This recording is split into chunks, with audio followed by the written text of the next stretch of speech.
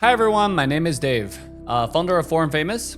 We're a small company passionate about esports, organizing online and offline events, community tournaments, and then I would say we manage an incredible fleet of streamers and content creators, many of whom are my really good friends, personal friends. So today I'm speaking from the bottom of my heart about a situation that's really shaken our North American mobile community. The ban of Team S8UL, right? Also known as BTK. From the 2025 Mid-Season Cup, also known as the Mobile Legends Esports World Cup title, right? As the person who helped Hoon and Zane lock in the HOK sponsorship, I want to share some of the facts and then answer some of the tough questions from behind-the-scene perspectives, okay? So why don't we start from the facts? The North American Challenger Tournaments 2025 run from May 9th to May 18th, and its rulebook defined an anti-competitor period during those dates. On June 27th and 28th, those are 2 days when Hoon and Zane participated in a live stream campaign for Honor of King. During the off season of, I would say, Mobile Legends esports, right? It's right after NACT ended and then before the MSC tournament, which runs from July 10th to August 2nd, with S8UL/BTK's match originally scheduled. I believe the earliest date would be July 23rd, a whole month from the Honor of King campaign. Whole month, okay? On June 26th, just 1 day before when Hoon is about to start his live stream, Moontown staff reached out to the team and demanding that we will stop all the sponsorship without citing any effective rulebook clauses. Then on June 30th, Moontown announced the official ban of Hoon and Zane from MSC, effectively disqualifying S8UL in this title for EWC as well. Now, here's what you need to know, okay? These are the timeline and a few things that you should keep in the back of your head while we're talking. Number one thing is, North American players and teams, including S8UL, BTK, have no standing contracts with Moontown or MSC, okay? Just in general, there's no specific contract with MSC, there's no contract with Moontown. Hoon and Zane and the rest of the roster have no exclusivity agreements with Moontown either, okay? Nor does the team itself. Now, for those who don't understand what exclusivity agreements is, Chicken kind of touched on it in his video, so you can go watch his. But the shorter version is just the exclusivity agreements. Let's say if you signed it with Mobile Legends, it will prevent the creator from doing any competitor or any titles that will be listed in that agreement, right? That's hence called exclusivity agreements. You can only exclusively play that specific title, right? But there's no such agreement. You know, there was such agreement many years ago, I believe, but that stopped many years ago. The next thing is NACT 2025 Spring Prize Pool, as many of you guys know, was paid in in-game diamonds, not real money. So BTK players initially have to pay out of their own pocket to bootcamp during the NACT, the 3-day NACT, right? Just to get better ping at the tournament. This hence is obviously going to be reimbursed from our side, but think about that for a second, right? Players have to, if they didn't get any sponsorship, if they don't have any financial support, this is something that they're voluntarily doing to bootcamp for a tournament has no prize pool, just because they can compete against other regions on the world stage. And I would tell you that team will do the same if this is for M7, if this is for any other World Series, right? This doesn't just apply to EWC. Although it just so happened that this time it's EWC, right? So for their current Philippine bootcamp, which everyone left, I think there are a few players who are staying there voluntarily, but we bought everyone a flight ticket and everybody's already back in the States. North America in general, right? Now, for the current Philippines bootcamp, S8UL and us, foreignfamous, we cover all the cost. That includes travel, training, everything, okay? The team arrived early to adjust to jet lag, time zones, and with players like Shark arriving on the day of the Honor of King livestream, meaning they can't even, scrim because Shark just arrived. He's tired, and You're exhausted. Not too many people watching. I think a very small amount are probably pro players or have the experience of scrim, or travel internationally to scrim. You're extremely exhausted. The first few days, you can't really scrim. You're just there. You got to warm up, but there's not really effective scrim. You're done. You're toasted, right? Now, most importantly, Hun and Zane's Honor of King sponsorship happened in the off season, when there's no agreement, there's no contract standing, there's nothing. There's no active restrictions that limits them, right? It's outside of any defined anti-competitor period. Now, keep that in mind. This is not MPL. There's no off-season restrictions for the league or teams in the league or any of that, right? It's just a team who earn their slot in EWC. Okay? Now, the broader issue I want to raise is that Moontown's decision to really ban S8UL, aka BTK, without clear rules or any signed agreements, shows how publisher can wield unchecked power, arbitrary power, just punishing players who are just trying to make a living. NA players get no financial support from Moontown, right? I think previous season, you can argue that prize pool is a form of support for sure. And I will stand behind that, right? It's just that the prize pool, obviously, in NA has now reduced to diamonds, because really this tournament, for longest time, we don't know it was going to exist or not for NACT, right? No one knows. No, not me, not players, none of us, casters, no one knows. We were notified in a short period of time, and we delivered, right? We completed the tournament with one of the biggest participation from the community in the entire mobile world, and we've made it happen. And it was exciting. A lot of participation, a lot of viewership. And outside of that, right, NA players really get no financial support from Moontown, especially this season, especially for the past, I would say, close to a year. There's no salaries, there's no travel funding, just there's no content funding. It's just diamonds. And then I think a lot of the creators for Mobile Legends would know this as well, which is if you make content for Mobile Legends and you happen to do a sponsorship, let's say for HOK or whatnot, right, or any competing title, I heard because we have a lot of pro player friends in MPL, and they said even Vainglory, some other games, you would be punished where you don't even get diamonds anymore. That's interesting to me. I didn't know that. But okay, the players, they pay for their own boot camps out of passion for the game and the community. Compare that to regions like Southeast Asia, okay, where MPL teams have millions of dollars of endorsement, revenue splits with MPL, right? And more. So a lot of you guys didn't know, but how franchise league works is there's revenue splits, it's just standard. So I would easily assume that the in-game badges that you guys purchase, the sales for the orgs, for the Oneg, whatever, the in-game badges, the recalls, all of that has a direct revenue split with the org. I don't know whether the players see any of that, but it has a direct bonus split with the org. In the US, where the median house, but in the US, we don't get any of that, right? In the North America region, the player don't get any of that, right? The BTK, the path to power emotes that everybody loves and use in the game.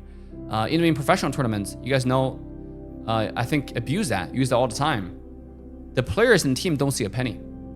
In the region where the median household income is $80,000 and over 50% of the people who live here live paycheck to paycheck. That's how expensive it is to live here in the United States, okay? It's really expensive. That's why we say this is really a passion project. People play esports out of passion.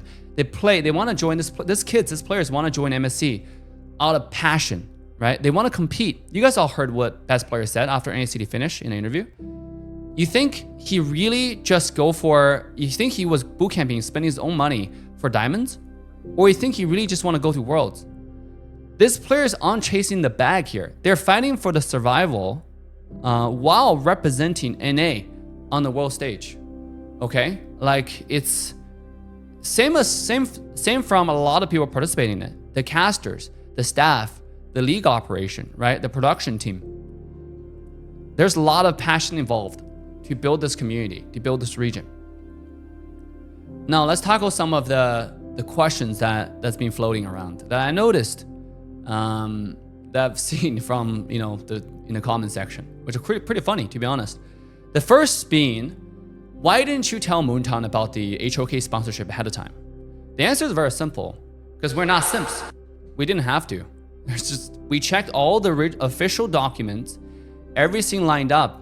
Okay, this is not the obsessed girlfriend here, where I have to report everything I do on my day-to-day life. The team have to report everything you do on day-to-day life. There's no conflict of rules. There's no restriction of rules that can restrict the players. This is their free time. The sponsorship outside of any anti-competitor period.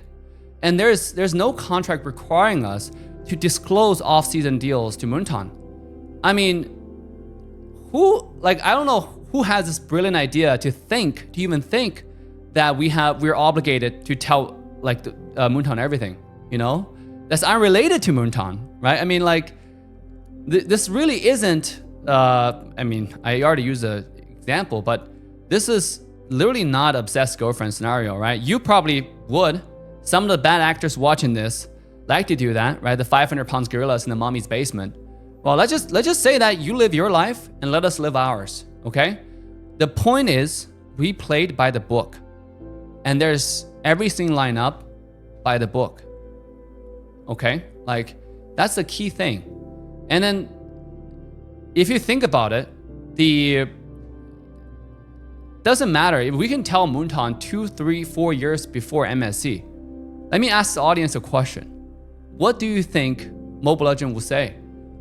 It doesn't matter. The point is, it really does not matter, right? Because rules are rules.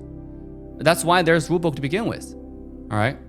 The second thing is, Moontown says, because when we try to talk to Moontown about it, they say the rulebook's timeline doesn't mean its actual effective period. In fact, they said the July 10th to August 2nd is simply a modifier defining the time frame of MSC. There are a few things I want to mention about that. First, if the timeline isn't clear, then what is, right? What is? The NACD rulebook defines May 9th to 18th as anti-competitor period. MSC rulebook apply from July 10th to August 2nd. That's the MSC, even on Moontown's own logic, that's the MSC period, right?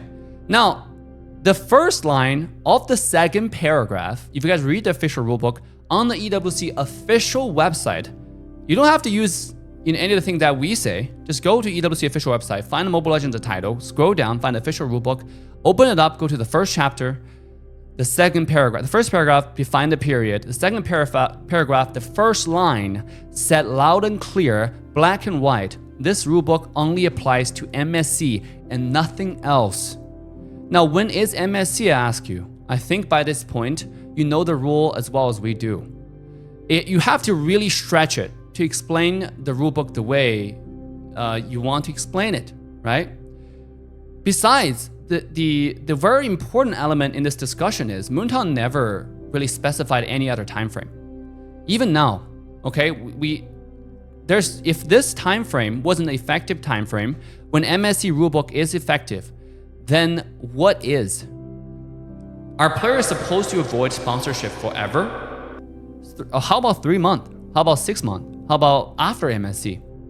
Right? How about that? Right? For those people who argue, yeah, it's it's after you qualify, right? To MSC. See, that's an assumption as well. The to MSC ending, right? That's an assumption as well. Since Moontown holds the final interpretation of the rule, this can be interpreted many different ways, in indefinite ways. It's absurd, right? I can simply say, because you're participating in MSC, it would make sense that for the best interest of MSC, 1 month, 2 months, 3 months after MSC is still within MSC's protection period. It's still just to make sure that MSC still maintain the most amount of viewership. You cannot participate in any competitor's campaign. What is effective time frame? You tell me. Go find it in the rulebook. Go, right? For those people who criticize, who said this rule should be interpreted the different ways, right? Find me the actual time frame. Find me the actual time frame. Okay? The common sense says that the rulebook have defined effective periods for a reason. Anyways, secondly, after consulting our legal experts, we're talking about, very, very knowledgeable, very popular, and then super high class lawyers, okay, in the esports industry that represents major orgs in the United States. We confirmed that an unsigned rulebook has no legal weight. It really doesn't. It's not signed. The rulebook is not signed. There's no player participation agreement being signed. That means, so what does it mean, right? It means it doesn't bind the players or the publishers or the team, right? No, basically, June 27th to 28th is players' free time. Outside of the rulebook's restriction, the player don't owe the publisher anything, and vice versa. The publisher doesn't owe the player anything, right? There's no mutual obligation. It's either side is free, right? Because it's not binded by this rulebook. Although this rulebook is official and it's final, it's on the EWC website, right? That is the official rulebook for MSC. Yet, with that being said, that also means Moontown sole discretion can change the rules on a whim, right? Which is exactly the issue I want to raise. The arbitrary power with no accountability to the players, to the community, or a bigger foundation who paid for the whole party, aka the Esports World Cup Foundation, right? I understand that if this is strictly just a tournament paid, organized by the publisher, they have the ultimate say and explanation. But this is not. This is subject to a much bigger foundation, much bigger platform called Esports World Cup. So there's just quite a bit of things that I find interesting in this entire shenanigans, right? Next question I see is, why didn't Hoon and Zane back out from the sponsorship? I think Hoon, Zane, Chicken both answered in their videos. They would. The issue is timing. Moontown notified us one day before Hoon's stream scheduled campaign. By then, this campaign was locked in. It's built into the game. It's announced. The contract's already signed, and we informed Moontown we cannot back out. Right? There's the legal ramification or stuff that the players or us can handle. Right? Now, Zane and Hoon have said it clearly. If we'd known that Moontown could bend the non-existent rules, the inactive rules, even then we wouldn't have taken the deal sort of risk. Okay, but rules are rules, and we just didn't know that this rules doesn't really have any weight, right? These players never promoted Honor of Kings. If you think about it, this player never promoted Honor of Kings during NACT or M6 or previous World Series, right? Despite plenty of offers. They have done promotions with Honor of Kings, one-off promotions, right? Here and there with Honor of Kings and different other publishers during off seasons. When there's no rule, when there's no restrictions, what was the issue then? By the way, the same arbitrary power would easily extend the same effective period to then, right? Say that those were a violation of rules. It's the same thing. If you don't have a definite period defining your contract, the contract is invalid, because it's basically indefinite time. And any person with a double-digit brain cells would understand that, right? I wouldn't expand any further. So back to what I was saying, right? This player's never promoted HOK during NACT M6, and then there were plenty of offers, okay, trust me. But they never did, and we never took any offers. We also told anyone who would offer that they can't, right? This guys have rule book restrictions, commitment to the tournament. They're participating. They signed the player participation agreement. They signed the rulebook. By playing the tournament. So they also just the players respect the rules, right? They wouldn't take it to begin with. Like you can ask Hoon, ask Zane. I think we all respect the rules. We respect the publisher's rule, and we respect the community. Right? It makes no sense for a player to take any competitor campaign during an active tournament. That's what the rule is intended for, right? So if you think about it, I think Chicken also mentioned this in his video. On one side, you have a legitimately signed agreement in good faith that helps this player financially, right? It's a one-off live stream sponsorship. On the other side, a threat based on rules that any of us see that don't apply. It doesn't apply, it's not active. And there's no exclusivity agreement. And it's randomly brought up one day before the campaign. What would you do standing in those shoes? What would you do, right? Knowing that you cannot back out from a signed contract. Like, that's why I would urge everyone to not blame the players, right? Not blame anyone. There's nothing that trust me, like, there's a sleepless night, right? Players have thought about every single options possible. We have thought about every possible options available. All right, the next thing is, why play Honor of King while in the Philippines during supposed MLBB training time? The question really baffles me, right? The team's location is irrelevant. I don't know why this question was brought up. It's so funny. That's why I think like there are a lot of 12-year-olds or just 500 pounds gorilla in mommy's basement typing this type of questions. It's really absurd. The team's location is irrelevant. It's irrelevant. The players could have gone to PH a week later than what they originally planned for, or 2 weeks later, or simply don't go to any bootcamp at all. Or they can go to Indonesia, they can go to Malaysia. This was sponsored, obviously, the team was originally sponsored by S8UL. They could easily go to India. There are many different options player can choose, right? They just chose to go to PH at that time. You know, does it have any link? Do they have to start bootcamp right away? The answer is, this is none of your business. It really isn't, right? Like, whatever like I said, you're not the obsessed girlfriend. The player can do whatever they choose to do that's best for them, right? And not to mention that I already shared with you guys that, you know, the reality of going international to scrim, to go to a PH from North America, it's a long trip. There's a lot of jet lag, a lot of adjustment to do. And then from our past experience, which have many, it's really hard. The first few days took a toll on the players. So they choose to go earlier to adjust, to relax, which is a common practice in any international travels. Any international travels for this type of endeavor, right? Plus, the players arrived on different dates, right? I mentioned like literally different dates. They arrived there on different time, on different dates. Shark got there the day off the live stream. These are human beings.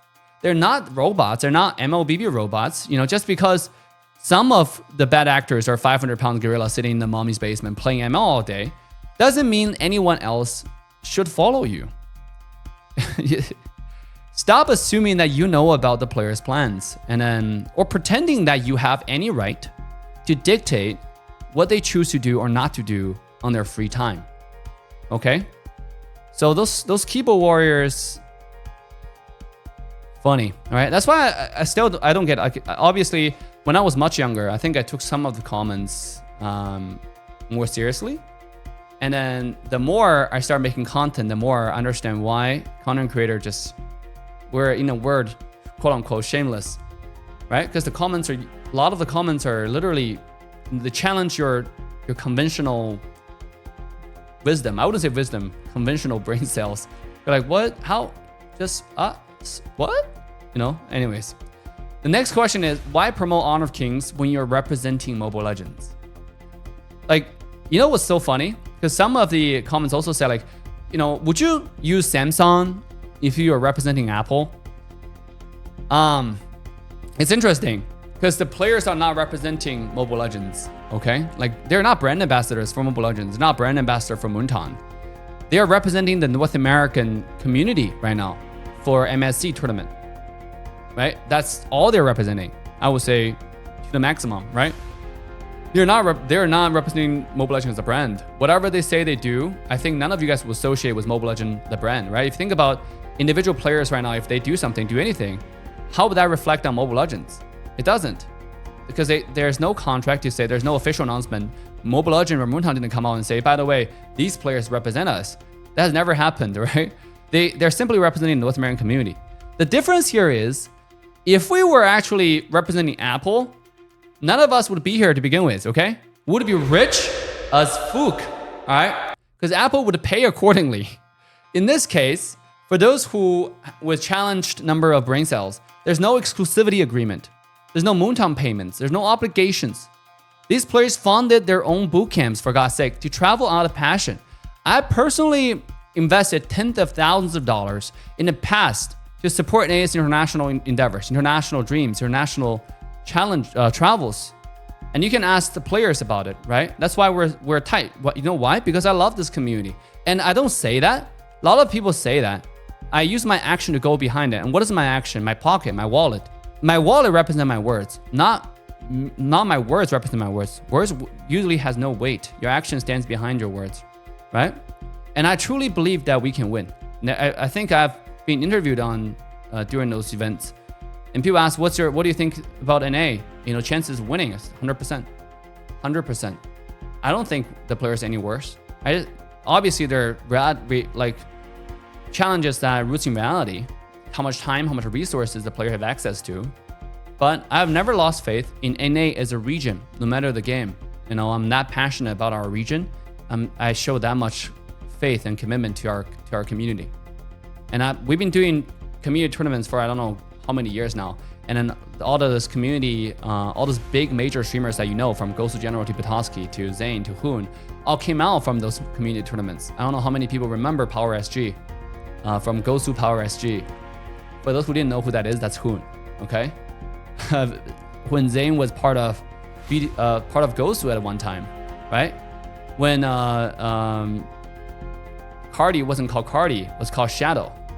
We were there, right? When the first MSC ever, when MSC wasn't called Mid-Season Cup, it was called Mobile Legends Southeast Asian Cup. We were there. I was the first one there. I was there ahead of most of the staff who were working for MSC right now, right? We were there and we saw the tournament. And guess who I was rooting for? I wasn't playing pro then. Although later on we had a team that was #1 in A, right? I played pro eventually for Team Liquid, Team Immortals, for some other teams in other titles, including Honor of Kings, right? Think about that. All that time that we have invested in the community. Because I really obviously I didn't go too far. I suck, right? I'm too old. The time I joined, I'm already old and I'm still old, right? But I want to see the younger, more talented players win. When I first went to the first ever Mobile Legends Southeast Asia Cup, I wasn't rooting for Team AE, Assassination Esports, my team at the time. I was rooting for Gosu and BTK. I had one thing to ask. At the time, I remember there was a dinner with Moontown's management, and they were asking me, they said, Dave, what's your suggestions, right? Do you have any requests? I said, give NA a chance, right? Let NA join this tournament. The answer to me at the time was no. There was no chance, right? And that's what eventually resulted in me playing esports for Arena of Valor. A lot of you guys, I got criticized so badly, by the way, and this is a side story, obviously, from this entire thing. But I got criticized so badly, said I was chasing the bag or whatever. Let me make it really clear to you, okay? At the time when I streamed, I was getting about average 5,000, 4,000 viewers. My community tournaments was getting 6,000, 7,000 concurrent viewers for Mobile Legends. Okay, the amount of ads, donation I make, the amount of money I made from sponsorship was way more than anything I could make playing pro after. It had nothing to do with quote unquote the bag, because I wanted to play. I'm passionate about esports as well. The entire community are in this community out of passion. We really want NA to win. Okay. And that next question I have is, the other regions follow the same rules. Doesn't the MSC rulebook apply equally to all regions?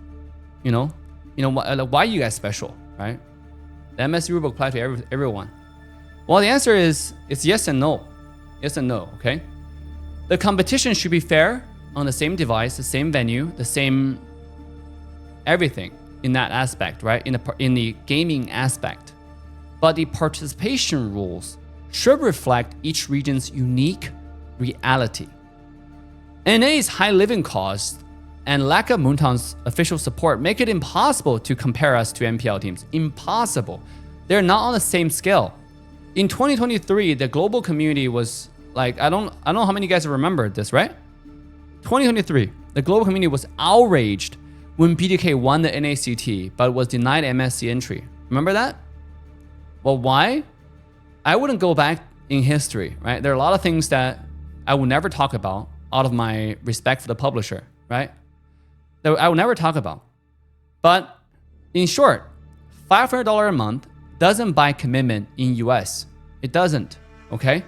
Players, when they play the tournament, they have jobs, they have schools, they have lives they have to live. A lot of these players are came from immigrant families, right? You know, like think about this for a second.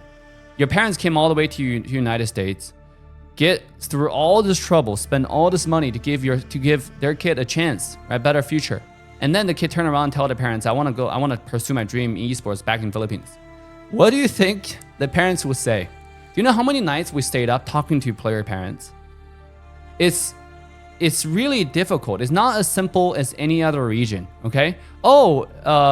There's a rule. I'll give you some specific examples, right? Why blanket rules would never apply. Like, the rule says for MSC starting from 2024, basically 2 years ago when BTK was denied, there was a rule added where after the original, the roster that goes to MSC has to be locked before the tournament, the local regional grand final finish. This was interesting because we were not aware of that rule. And for NA, that's basically one of the major reasons why there was so much issue at the time. But this doesn't really apply to a lot of underfunded regions, especially in NA. Right? There's so many issues with this, right? And obviously that's not what the community wants either. None of the community want that. The community want to see Zane, Hoon on the same team. The best of the best from the region can offer to go to form a super team to go give the rest of the world a real shot, a real run for their money. Nobody wants this rule, but it's a blanket rule. Why? Because MPL doesn't have this issue. You think about it, right? MPL team never have this problem. Why do they need it? Why does a team need to change a roster after they win their originals? Why does a team need to change their roster or change a team name after they finish MPL grand finals? Why do they need to do that? Well, sadly tell you, NA does, right? Like not just NA, a lot of underfunded region does, and the same rules shouldn't apply. The thing is, no one care if you use the same rule because it doesn't make any sense to them, and the community understands. Anyways, the blanket rules just ignore these differences, and then it hurt underfunded regions like NA, and it doesn't serve the broader good of the world tournament in any shape or form. Comparing NA to MPL regions with huge endorsement is unfair. It is really unfair. In Southeast Asia, players and brands align with MPL sponsors, right? Like think about Southeast Asia. You see casters with almost little to no followings, right? With little followings have huge sponsorship. I mean, I don't know exactly the details of the sponsorship, but they have sponsorship. In NA, you see all those phone sponsors, like all those detailed sponsors, behind all those big players. You see Kyrie joining commercial brands. In NA, the players get nothing in official capacity, right? Because there's no league as a bridge. There's no partnership. There's no support. And yet, we're expected to follow the same blanket rule. That's not really fairness, guys. It's neglect. It's neglect for the community uniqueness. It's neglect for what would serve a truly global tournament that would be fair. Because when I would have played esports, I'll give you another example that would align with this. It's actually quite interesting. So when I played pro, I think back in 2018 when I was going to, I was at Team Immortals at the time, and then Team Immortals I think worked out agreement with, at the time, not Honor of Kings. Honor of Kings didn't come out then. It's just I think King of Glory. That's what the game is called. There's no really global version of the game, right? But there is something called King International Championship, and we're invited to go play the tournament, right? We have never played the game because at the time I already spent years in the United States, right? I've never played the Chinese version of Honor of King, and then I was excited. We went, but obviously the region is underfunded, right? Like in a sense where we're new. So what was provided was there was a whole month of boot camp where from the official capacity, Tencent invited some of the best analysts, pro players coaches to come train all the international regions for a whole month to at least provide a better shot, right? And we learned so much. We were given the opportunity to observe pro players, pro teams, to see how the developed teams really play this game. That would say, even though like that still doesn't make up, the years of experiences the Chinese team already have, but it's a really good gesture, and everybody loved the experience because they learned a lot, right? Despite the fact that we still get absolutely destroyed. But given longer time, maybe with better players, I think the international region will have a really good shot. Was that ever offered to NA or some of the other underfunded regions? I think that's a question that we should all think about. The next question is, why not negotiate a middle ground with Moontown? The answer is we tried sleeplessly. I mentioned sleeplessly. Ever since this was brought up to us, I would say the night before the scheduled stream time, right? Because it's literally less than a day. And then who has to go on stream, right? We really tried. I was super confused, right? And we checked with our legal team again. We checked internally again. We read the same thing over and over again. Like, isn't that like it says loud and clear, as clear as daylight can be clear, right?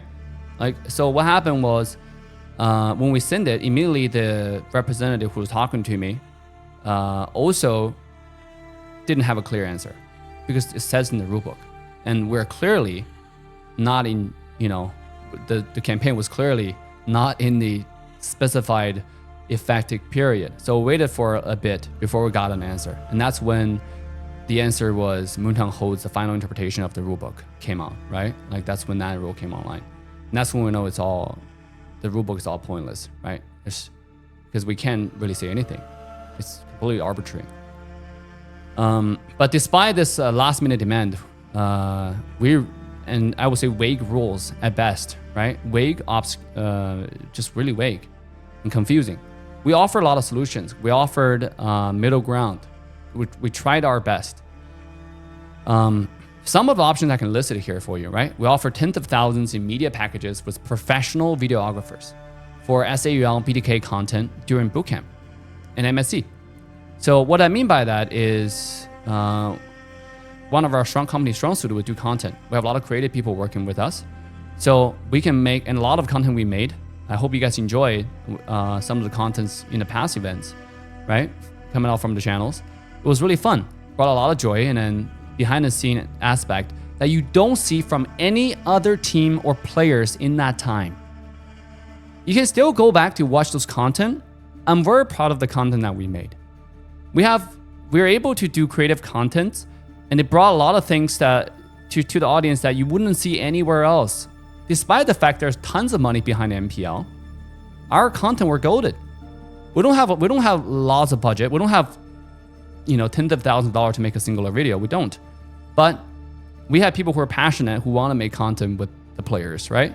And this time is different. We offered actual media packages with our own professional videographers for MSC to cover S8UL, BTK during the bootcamp, to offer the same, if not, much higher quality content, to offer you guys more viewership, more eyes on the team, on MSC. We offered some other things. We offered is like replacing Hoon and Zane. If the beef is with Hoon and Zane playing in this campaign, right? Even though, like I've said and repeated many times, it's outside of any boundaries or restrictions. But if, let's say, you just don't like it, right? The publisher doesn't like the fact that Hoon and Zane's playing Honor of Kings, that's fine. Replace them, right? The players, we talked to the players, they're okay with it. Replace them with Coach Rose or some other players from the region, right? Like, do that. The other players did nothing wrong. Let them continue to play. Let them continue to fight. Although this is not ideal for the players, for the team, but they earned their slot. They beat the NA number 2 runner-up fair and square in a dominating fashion. You guys all watched the finals. It was a good final. NA final is always good, to be honest, right? That we organized. Some of the other negotiations included removing the HOK VOD after a live stream, which this was suggested to us. This option was suggested to us, okay? I wouldn't name names on who suggested, which party suggested to us, but it was suggested to us to say that this would resolve the issue. Now, S8UL and EWC also pushed for a lot of compromises with Moontown as well. And then, obviously, I want to give credit to Tencent for being lenient and allowing this to happen, because this, they told us that the players going to EWC comes first, right? Out of respect for the players, let the players go to EWC first. So we were able to remove those content from the front page, right? But that didn't solve the issue. We also offered a cut in prize pool to serve as MSC's fine, right? Like to serve as, because fine would suggest that we did something wrong, but we still firmly believe that this is outside the timeline. Even if it's not, it's based off a very ambiguous and vague and unclear and confusing rule with no timeline. If that's not, there's no timeline defined in the rulebook at all, which means this rulebook doesn't really make any sense, right? So what we offered is, okay, we can offer something more PR related, in a sense where, how about we'll offer a cut in the prize pool as quote unquote fine, right? And then officially, you can make a post about all this and then make all the bosses happy, right? The players got fined, and then to show a force, right? To say, okay, well, discourage, right, this type of behavior, I would say. But Moontown rejected everything. It seemed like banning Zayn and Hoon and inviting the NACD runner-up, Era 77, was the only option. It seems like to somehow that was the only option. And by the way, I just want to mention here that the rulebook does have a segment on page 7 that mentioned how the slot allocation works from each region, but it's not detailed on how the replacement process works. That which further backs up my point that this entire rulebook is arbitrary. It's everything that what the quote-unquote MSC committee deems, that they want to do. In short, it's basically whatever they think they want to do is okay, right? Because they hold the final interpretation of the rule.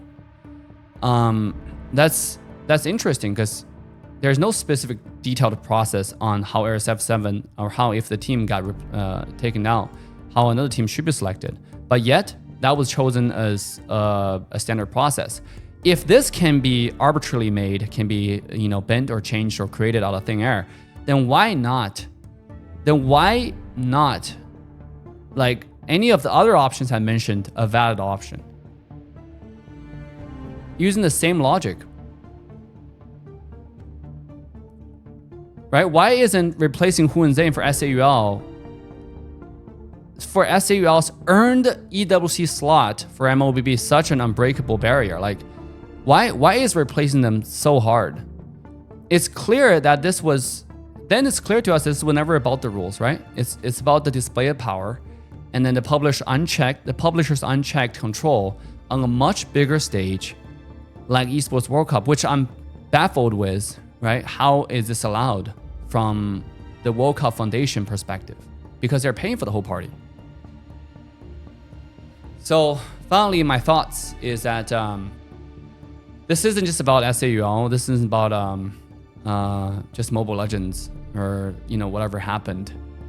I think this is about the future of mobile esports in general, right? In an ideal world, players compete purely for passion, right?